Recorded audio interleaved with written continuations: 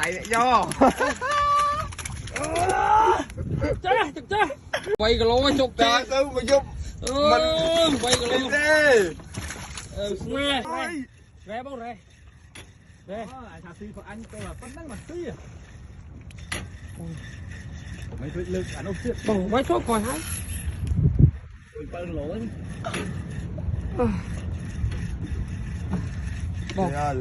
bông bông ở đây bón được rồi là đưa vào đưa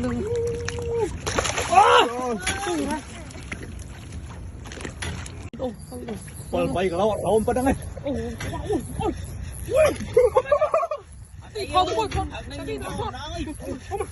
không phải chụp bơm bay cái lỗ quay đi